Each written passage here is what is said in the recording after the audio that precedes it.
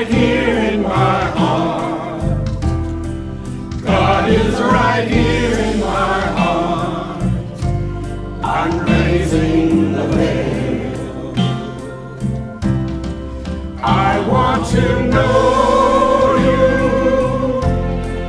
Oh God, I'm raising the veil. I want to see.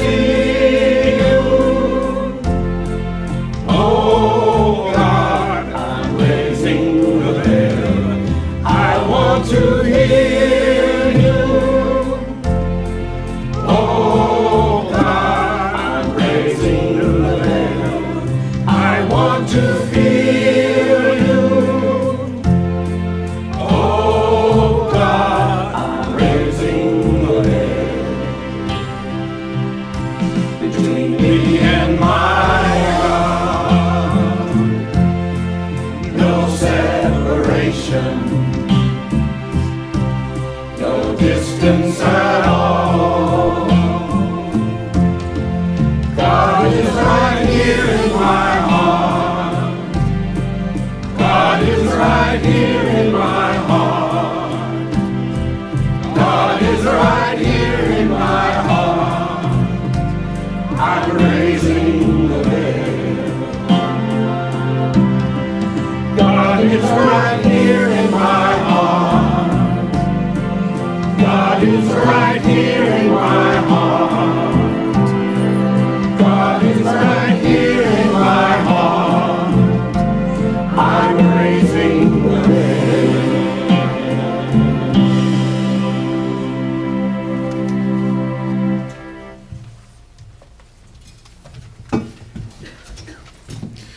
Good morning. Good morning. And after raising the veil, I'm here to raise the volume. Okay. I'd like to welcome everybody who's here today for the first time. Do we have any first-time visitors that'd like to be recognized? All right. Would you like to stand up and be recognized? Okay, or sit down. It doesn't matter. Whichever's more comfortable. Glad you're here with us. All right. Now, we also want to thank those who are joining us on Access 21, I guess on Spectrum now, and also those who will be joining us on YouTube a little bit later. Remember, you've probably got time after you watch it it's at 9 o'clock on Sunday morning, so you can still get down to 401 East Arrowwood Road at 10:30 in the morning and enjoy a live experience. If you would prepare yourselves for meditation, the subject of what this spiritual community is all about is the subject of meditation.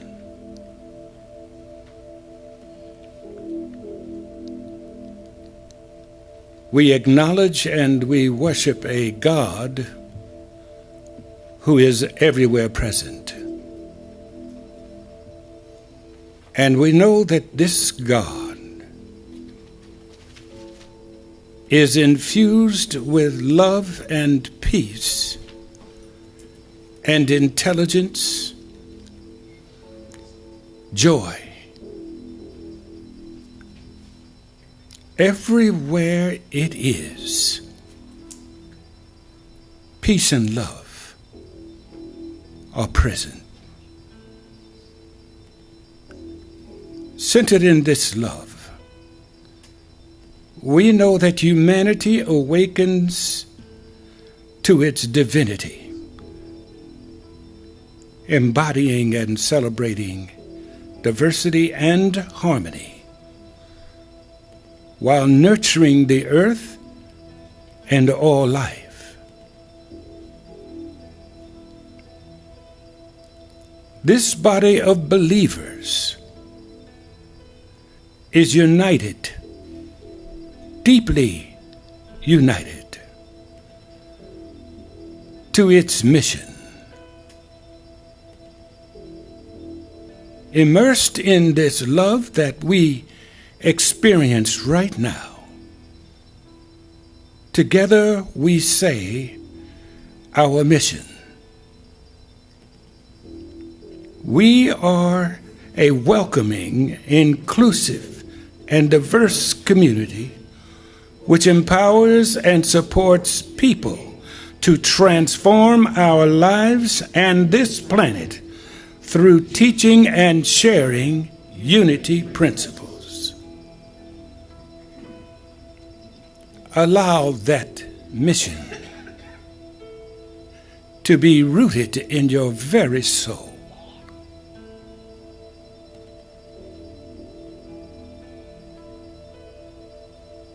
And believe within your heart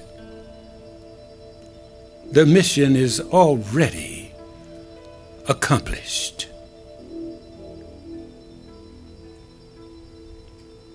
We are a community whose core values are spiritual growth, deeply felt gratitude, the profoundest of love, and the sincerest expression of joy. We are a divine community inhabiting a divine universe infused with the perfect life of God. Christ has no body now on earth but yours, no hands but yours, no feet but yours. Yours are the eyes through which he pours out compassion to the world. Yours are the hands blessing me now, all praise to the one.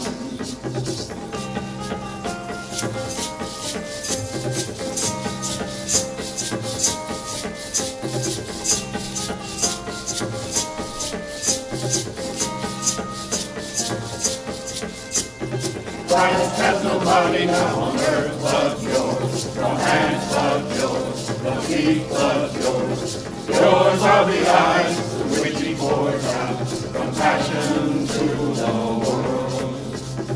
Yours are the hands blessing me now, all praise to the one.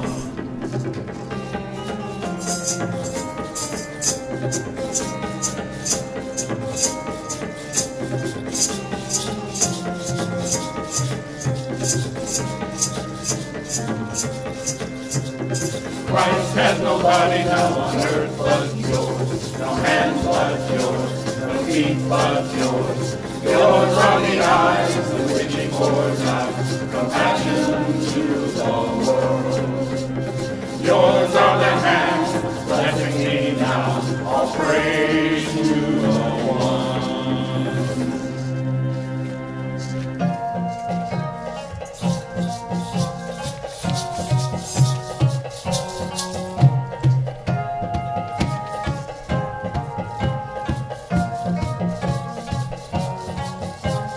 Pour over me, Holy Spirit, cleanse my heart and comfort me.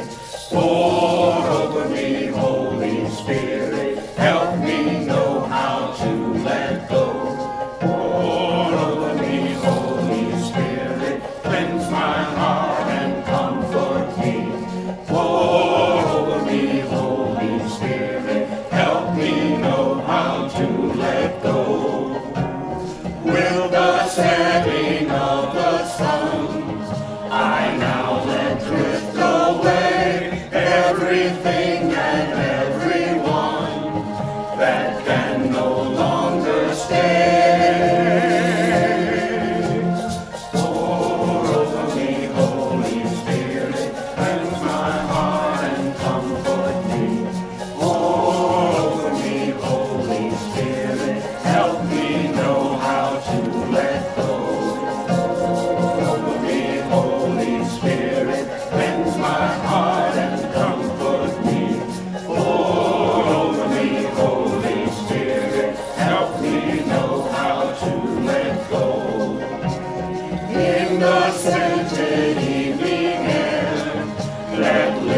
living waters flow, bathe my many thoughts and cares. I release and I let go.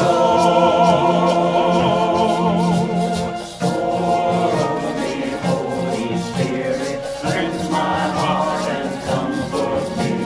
Pour over me, Holy Spirit, help me know how to let go. Pour over me, Holy Spirit, cleanse my heart and comfort me. Pour over me, Holy Spirit, help me know how to let go.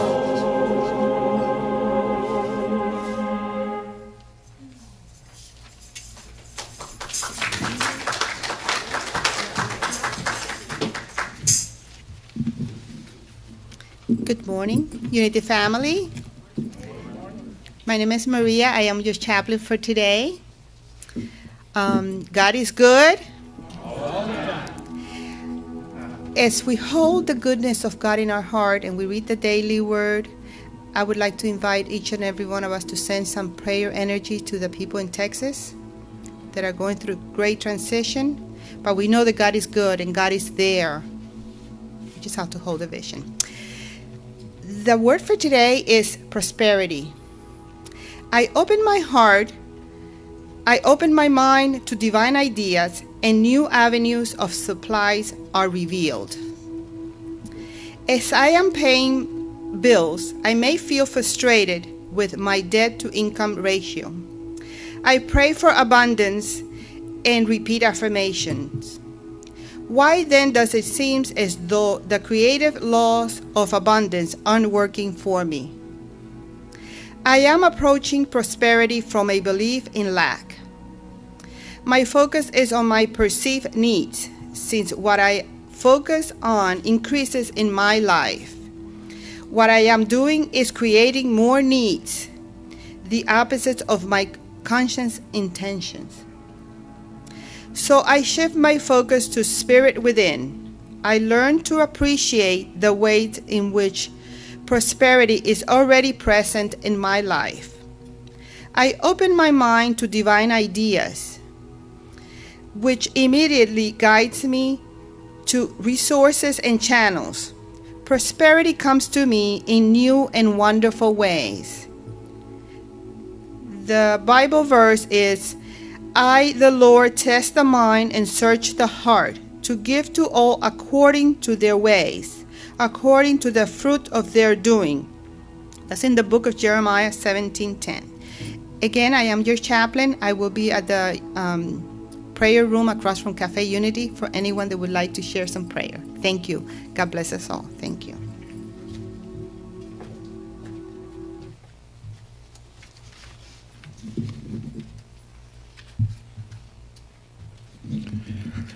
Thank you. And now I get to say a few nice things about our speaker. And according to what she wrote, I don't think she'd say anything bad about herself, but Reverend Pat has her master's in divinity. All right. And she is a dynamic minister and facilitator. She founded New Vista Learning Center, and that's a virtual classroom for Unity SEE education, and that's a Unity Worldwide alternative ministry. She's adjunct faculty at Unity Worldwide Spiritual Institute, and she earned her Master of Divinity and was ordained at Unity Institute and Seminary and served as a senior minister in the Asheville, North Carolina area before returning home to Durham, North Carolina, and that was in 2014. As a professional teacher, she invites students to participate, process, and apply. She likes to remind us that transformation takes more than a couple of Sunday sermons per month. Be still and know that I am God. Be still and know that I am. Be still and know that I am God. Be still and know. Be still and know that I am God. Be still and know that I am. Be still and know that I am God. Be still and know.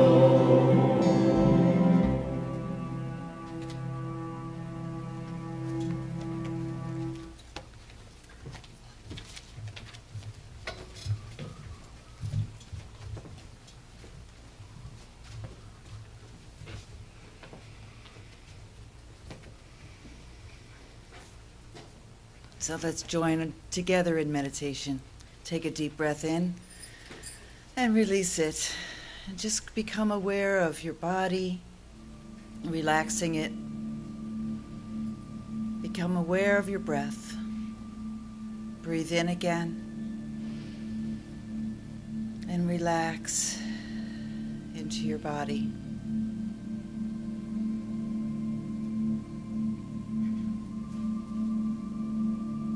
Take a moment now to notice your thoughts and to know that they have their place, and right now their place is to be quiet. And relax into this time of meditation.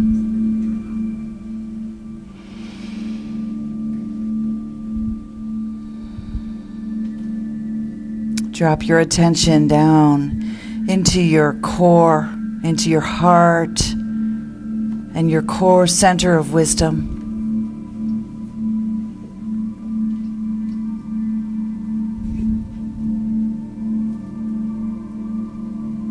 And breathe again. Breathing in the power of spirit. Breathing out anything that is distracting you, including this sound system. Just letting it go. Allowing your attention to come into your true core of who you are.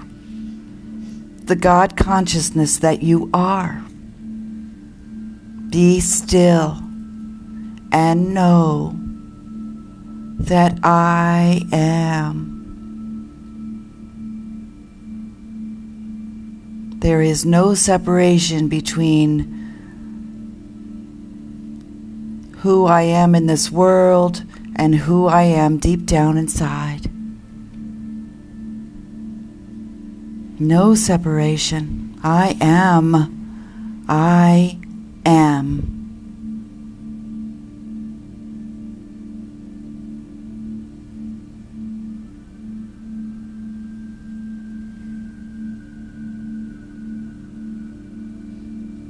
As we take a few moments of silence, I invite you to continue to remember the heart core that you are, the consciousness of God within you is your true self. And so right here and right now, as you focus on that love, that consciousness of your God self, that focus generates energy of goodness, of power, of hope, and radiates out into this room, into each person here, in each person's world, and blesses them. Those who are grieving, those who are worried, those who are hurting, those who are celebrating and hopeful. And then it radiates even further out into this community.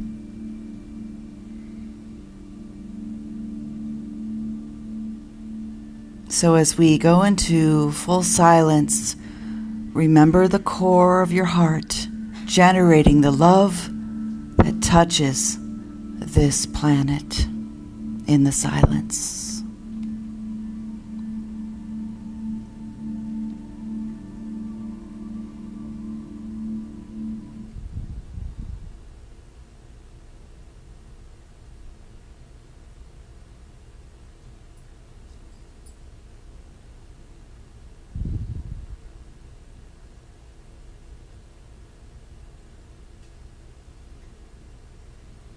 Your prayers are answered. Your oneness is confirmed. We are one. We are united in love right now in this place and always. Take this energy of love and bless each person in Houston, Corpus Christi area. Bless each person in your heart that is needing an extra feeling of love right now. You know who they are. Let that love touch them.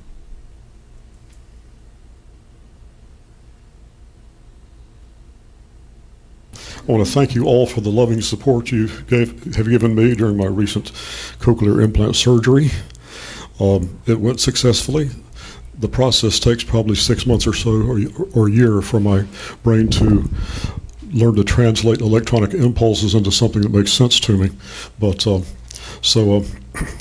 that'll be a while, but I wanted to thank you. That ties in very well with the subject of the song today. The words of this song describe a person who either emotionally or physically uncomplainingly supports someone else. It can be a brother or a sister, or maybe a friend, or even an acquaintance, or perhaps none of these. Or perhaps someone needing help through an outreach program who's finding it difficult to make the journey. In the song, the writer's only complaint is that other people don't go to the effort to share and to compromise and to help other people out. The song was written in 1969, but the title of the song dates back to a book written in 1884 by a Scottish minister. The book was called The Parables of Jesus, and in the book he describes seeing I've got my notes here, seeing a little girl carrying a big baby boy, and seeing her struggling, someone asked if she wasn't tired, and with surprise she said, "No, he's not heavy, he's my brother." The road is long, with many a winding turn, that leads us to who knows where, who knows when. But I'm strong, strong enough to carry him. He ain't heavy, he's my brother, so on we go. His welfare is my concern, no burden is he to bear. We'll get there, for I know he would not encumber me. He ain't heavy, he's my brother. If I'm laden at all, I'm laden with sadness that everyone's heart isn't filled with the gladness of love for one another. It's a long, long road from which there is no return while we're on the way to there. Why not share? And the Lord doesn't weigh me down at all. He ain't heavy, he's my brother, he's my brother, he's my brother. He ain't heavy, he's my brother, he ain't heavy. He's my brother.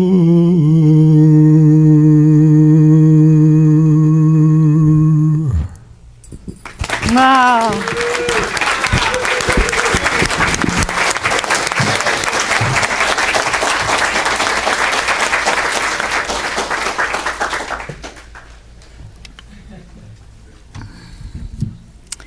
That was a nice surprise to go a cappella.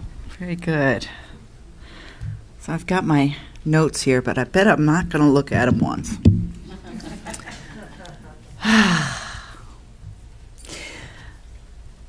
Excuse me. I hope I don't have to do that again while I'm speaking. So, it's great to be here. I came here over 10 years ago, 12 years ago, began my SEE learning here in this building with Nancy, driving every other Saturday to take 3 classes on a Saturday, driving back to Durham all the same day. I was either highly committed or out of my mind, or both, because really I had no choice. I had to come and learn and learn and learn, and that began my SEE education and then right into seminary. So from 2005 with Nancy's classes and a few others who were teaching those classes on Saturday till 2012, I was just immersed in unity education. And when I started to minister a church, I realized that education is really what I wanted to do. All I wanted to do in all of the things that a minister has to do, all I want to do is teach. So I thought, maybe church building isn't my thing. And I've learned that my teaching experience as a public school educator for many years just has carried into spiritual education, and so it is my love. I want to invite you to take a look at my website, New Vista Learning Center. I have little business cards on the chair there, and you can take one if you'd like and stay after and talk with me. I teach education SEE online like Unity Worldwide Spiritual Institute does. And I've been doing it for 2 years now, before they even did it. In fact, I was able to be a consultant to Unity so I could help them launch their program, and now I'm adjunct faculty with it. So I've been thinking a lot about all the stuff that's been going on in this country, especially since Charlottesville. And I've been thinking about my title of this talk, which is Christ Consciousness, and or Namaste Attitude, same kind of thing, right?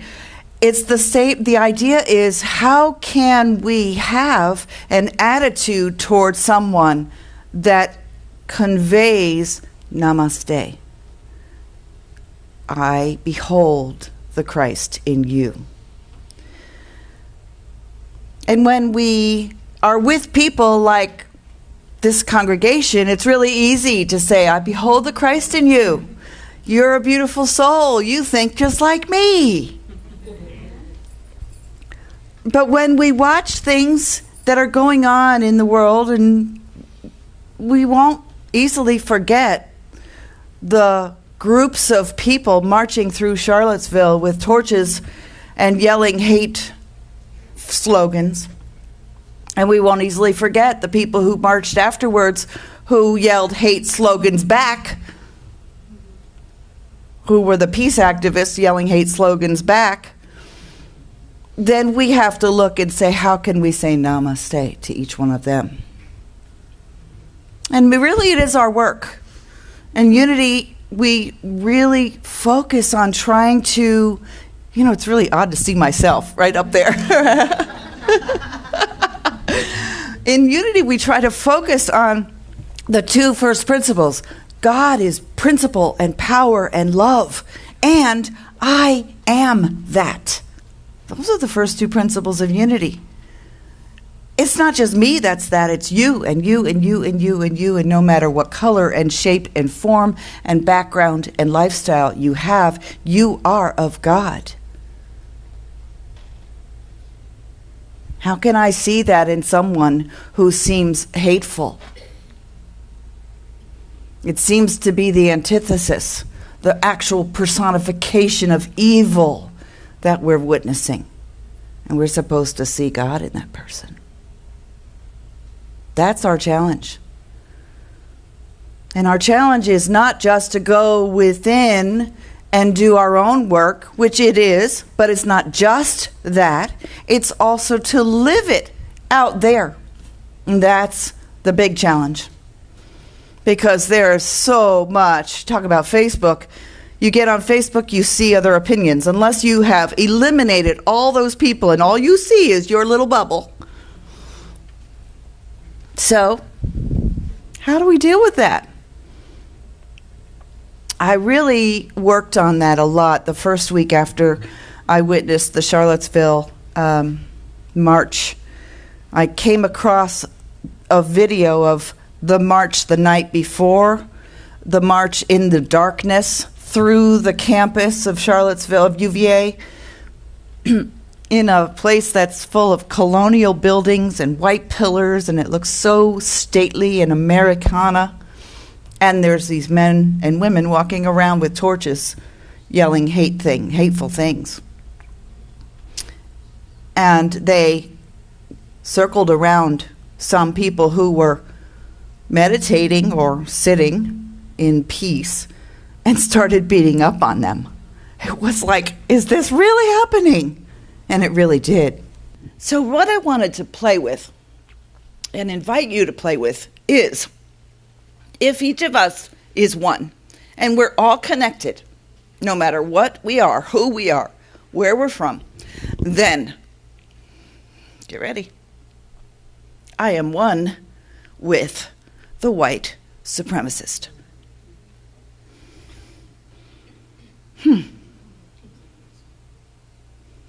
How could that be? We're all one. We are one consciousness. I am one with the white supremacist. I had to struggle with that for a while. And I thought, no, that is not me. And that idea of oneness just doesn't bridge that. But what I came to is, what about me is in that person's consciousness? Is there anything in me that would like to speak that rudely and that violently on the streets? And I still said, no. I've been a peace activist. I was an activist in the 90s and 80s and anti-everything, right? And that's when I got it.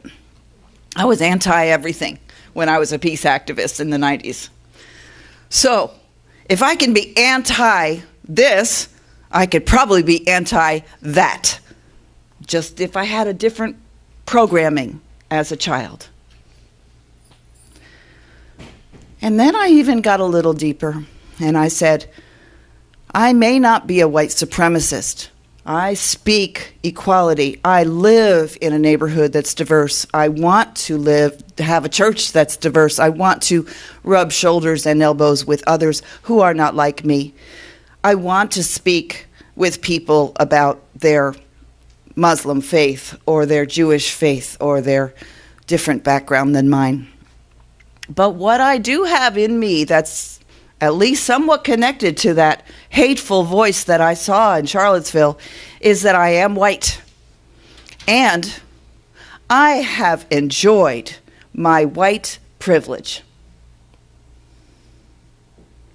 I've enjoyed growing up white in America. And when I came to that, I started seeing things everywhere. I mean, I was at the dentist's office, picked up a sports magazine, which I never read, and I found one of these beautiful athletes who happened to be black saying, there is nothing in my consciousness that ever forgot that I was black all of my life. That is part of who I am. And I've had to deal with that as a burden in this society because it's a disadvantage. And there it struck me in my heart that I hadn't had that experience. I was able to enjoy the ride of white privilege.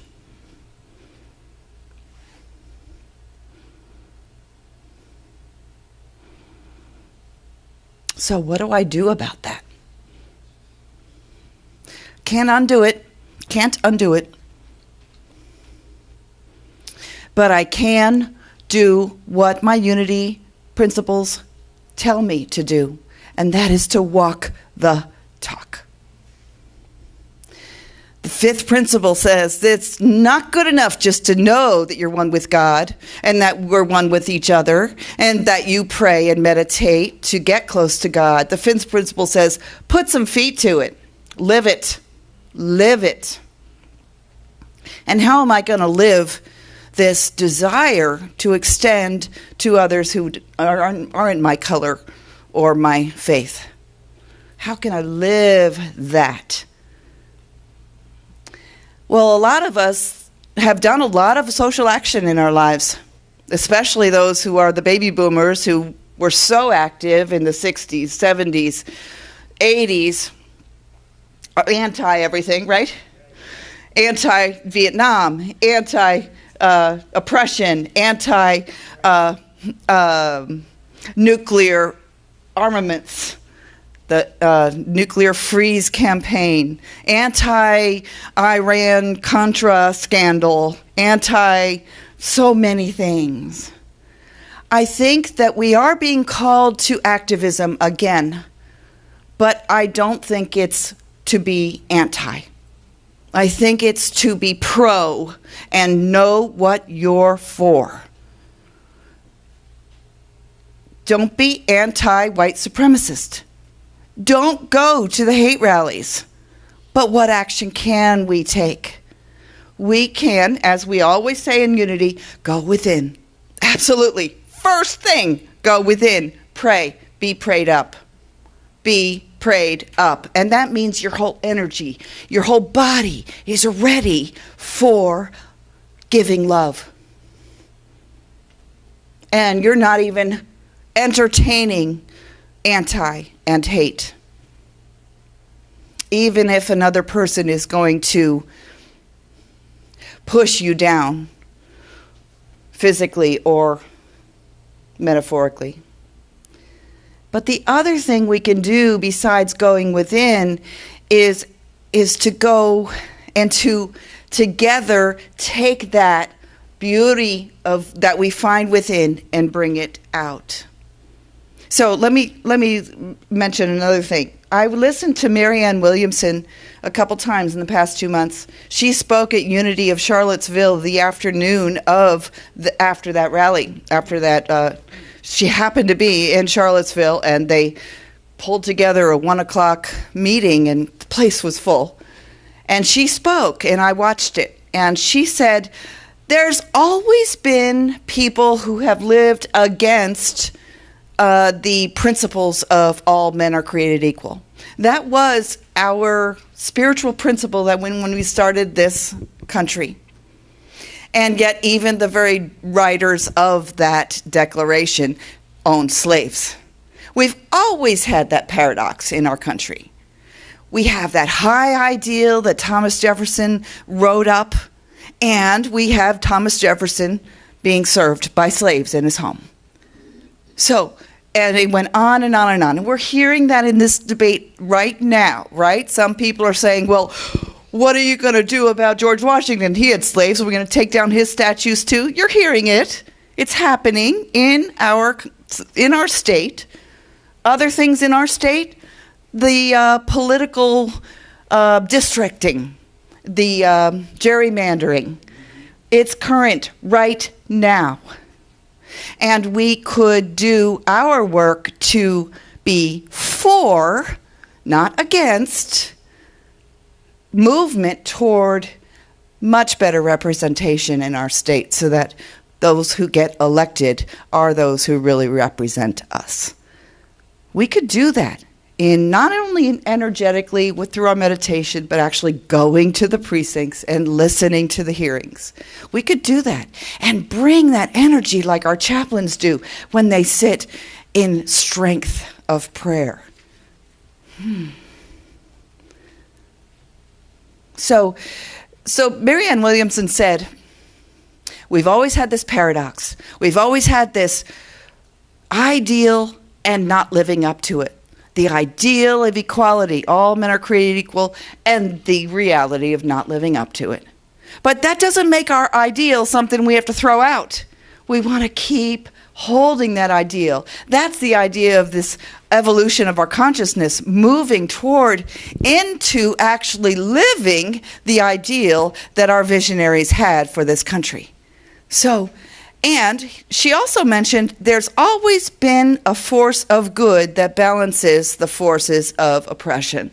For example, when there was a huge uprising toward the Civil War, and people were saying, no, you can't change our way of life, there were others who were counterbalancing that, the abolitionists, who not just said, and she made a difference between anti-slavery and abolitionists. The anti-slaveries are the ones who say, oh yeah, that's not good, that's just not good, you shouldn't have slaves. The abolitionists went out there and risked their reputations in their communities and risked their lives to make sure it stopped. And many of these people were faith-based, mostly the Quakers. Faith-based. Then there were civil rights movement. Another group where there's lots of hate, lots of oppression, people getting attacked by attack dogs in the streets and hosed down with fire hoses. You know how much force is in that fire hose? Getting you pushed down onto the concrete? And there were other people who balanced that with actions for peace.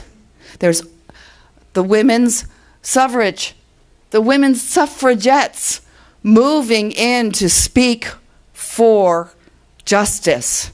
So there's always this oppression, and there's an action of good, a force of good, mostly driven by faith-based groups.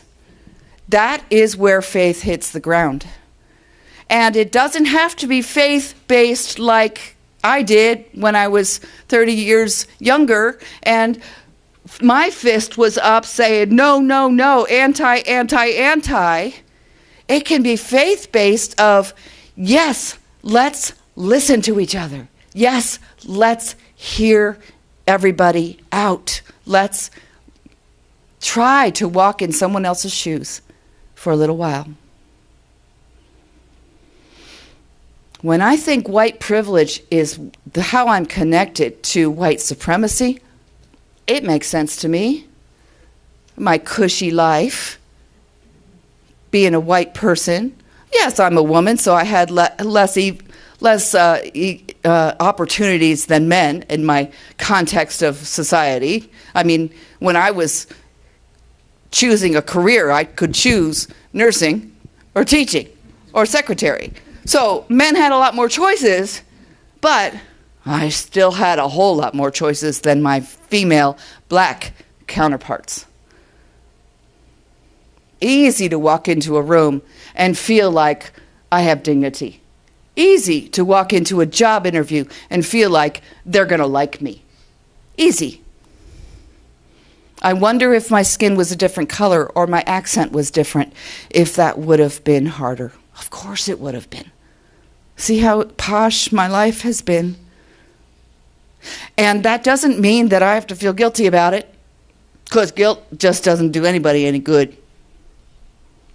But what it does mean is my job is to reach out and not just say hello, but look someone in the eye when I say hello. And walk into a grocery store and choose a grocery store that's ethnically diverse. And honor the person who's working at the counter who's of different race than me. Honor the woman who's wearing a hijab or hijab. Honor with my eyes. I don't have to say anything, because whatever I'd say to a stranger would be pretty superficial anyway. Hello, and honor them. So I keep creating. What can I do to be the Christ consciousness that I claim to be, that I strive to be? What I want to do is stop that separation stuff, ego telling me what to do. I want the true self to be telling me how to behave in my life. There really is no separation, only my own imagination that separates me. That little voice of insecurity and self-doubt. Shut up. The true self that I am, as I go into meditation and hear it, I get more and more familiar with that voice. And I hear grace. I hear love. I hear an attitude of Namaste. I invite you to look at your own. Most of you are white. Most of you have grown up in that white world. I invite you to ask, where can I push my own boundaries a little bit more to feel a little discomfort, knowing that the other person probably feels a whole lot of discomfort, and meet them with that Christ consciousness.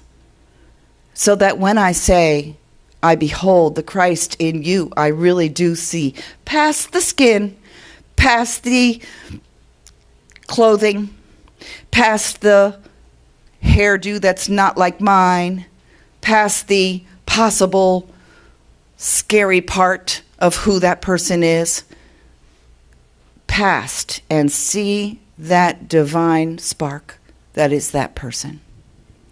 Can I see it in the white supremacist? The question there is answered in this verse that I have some Bible verses memorized, and this one I'm glad I did. 1 John 4, 7 and 8. Came because I learned a song that went with it. Beloved, let us love one another, for love is of God, and everyone that loves is born of God and knows God. He that loves not knows not God, for God is love. So if I look at that man or woman who is yelling hate things toward Jews and whoever they were yelling about besides them, I try to say, you are of God, but you don't know it. You're not born of God. You need to be reborn, Jesus says to Nicodemus. And that's not literal. It's being reborn into the purity that you were before you came onto this planet in this lifetime. The purity of who you are. Awaken to it. Reawaken to it. And I can hold that desire for that person who has so much hate. The other thing that I do is I study the evolution of consciousness through a model called spiral dynamics. And that's printed on my card. I'm teaching a class online in October about it if you'd like to join the conversation from your own living room, in your pajamas and your fuzzy slippers if you'd like. In spiral dynamics, we talk about how our consciousness is evolving, and everybody is kind of in this spiral of growing up consciously. We do it personally, we do it as a whole collective consciousness. And we get to a certain point where it is we jump into a different level, a tier of thought, which is no longer ego-driven.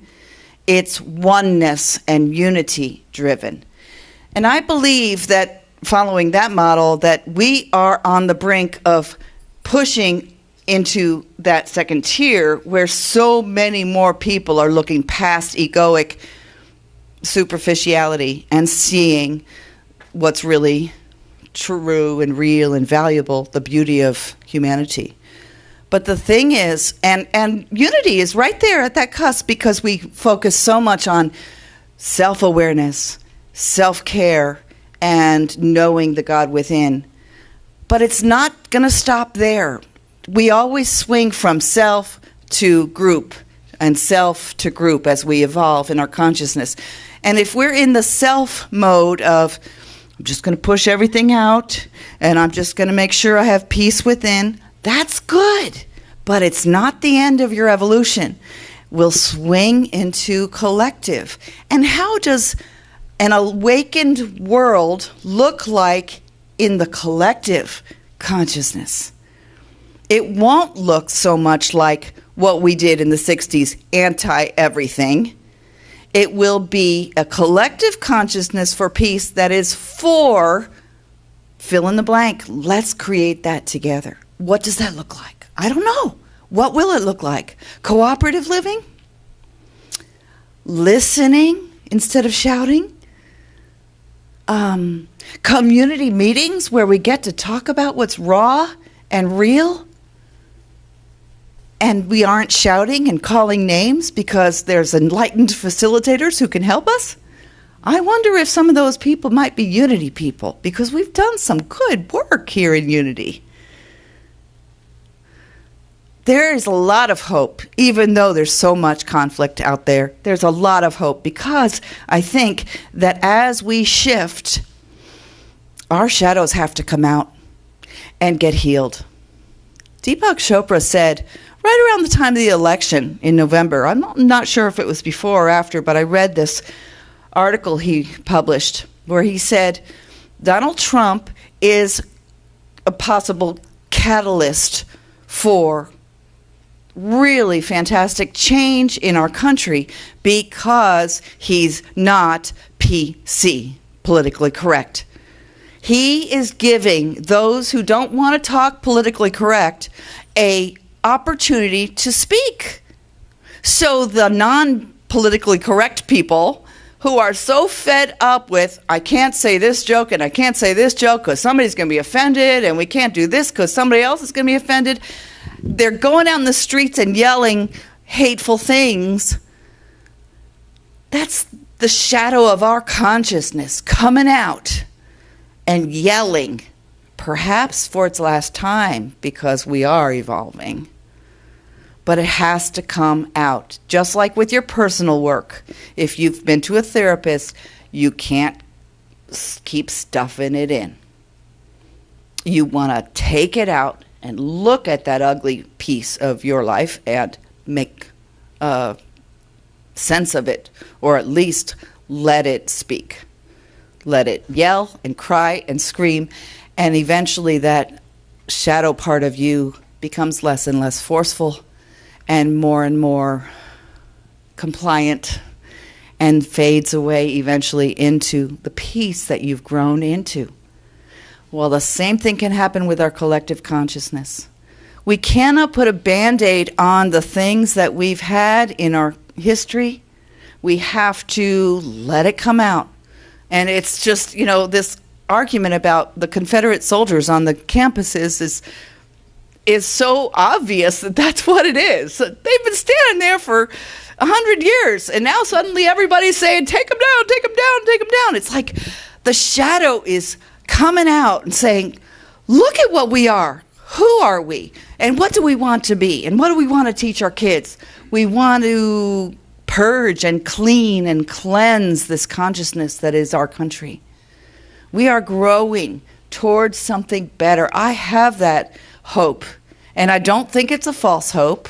The older people that I talk to feel the same way. The older they are, the more they say we're moving toward better than we used to be. And so I do trust that. I see that we are moving toward better than we used to be.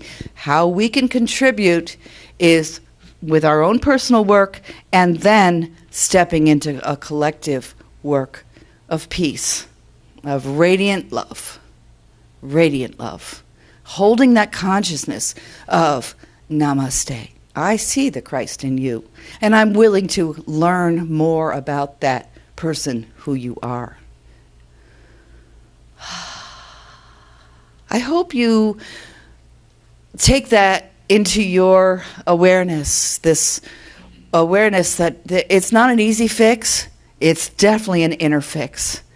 And let it radiate out in your neighborhoods, in your Food Lion, at Kroger, at your wherever you go. Love that person like the Christ loves one another. And see if we can effect change with our consciousness. So I hope you stick around with me and talk about this a little later after coffee. Thank you. Namaste.